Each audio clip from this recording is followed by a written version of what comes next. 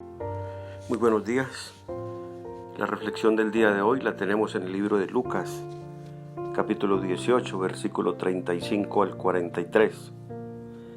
Aconteció que acercándose Jesús a Jericó, un ciego estaba sentado junto al camino mendigando. Y al oír a la multitud que pasaba, preguntó qué era aquello. Y le dijeron que pasaba Jesús Nazareno. Entonces dio voces diciendo: Jesús, Hijo de David, ten misericordia de mí. Y los que iban delante le reprendían para que callase. Pero él clamaba mucho más: Hijo de David, ten misericordia de mí. Jesús entonces, deteniéndose, mandó traerle a su presencia. Y cuando llegó, le preguntó diciendo: ¿Qué quieres que te haga? Y él dijo: Señor, que reciba la vista. Jesús le dijo: recíbela, tu fe te ha salvado o sanado. Y luego vio y le seguía, glorificando a Dios. Y todo el pueblo, cuando vio aquello, dio alabanzas a Dios. Aquí tenemos la historia de un ciego y Jesús. ¿Cuál era la condición de este hombre? Era ciego y era mendigo, o sea, era ciego y pobre, y estaba sentado a la vera del camino.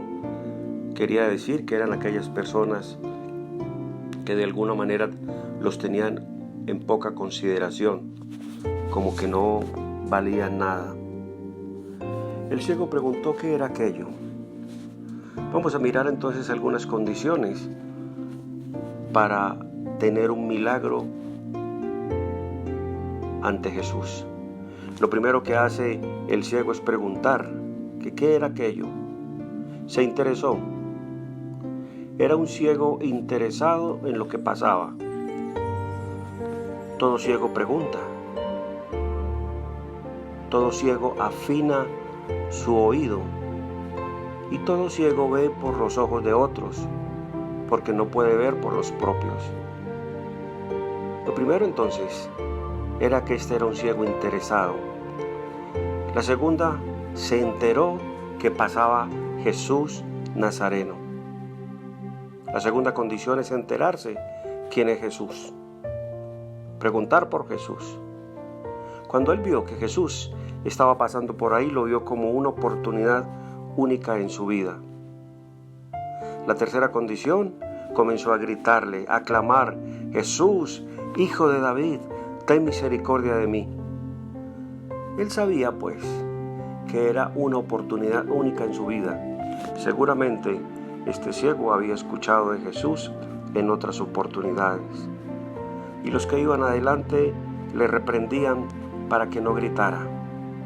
Para poder obtener un milagro en Jesús debemos ultrapasar muchos impedimentos que se nos ofrecen, que se nos presentan en la vida. Y especialmente esos impedimentos son los que van delante de Jesús, no queriendo que nadie toque a Jesús, no queriendo más que nadie interrumpa a Jesús. Aquellos que claman al Señor con misericordia y por misericordia, nadie podrá impedir. Son obstáculos, muchos obstáculos los que se presentan, son muchos los que se levantarán para impedirlo. Pero el que quiere un sueño, el que quiere un milagro, siempre se levantará. A pesar de la reprensión de los que iban adelante, el clamor de este hombre aumenta. Aumentar el clamor, aumentar las peticiones a Jesús. Los que le trataron de impedir, no le impidieron. Le sirvió para redoblar su petición y aumentar sus gritos. En el versículo 40 dice que Jesús se detuvo.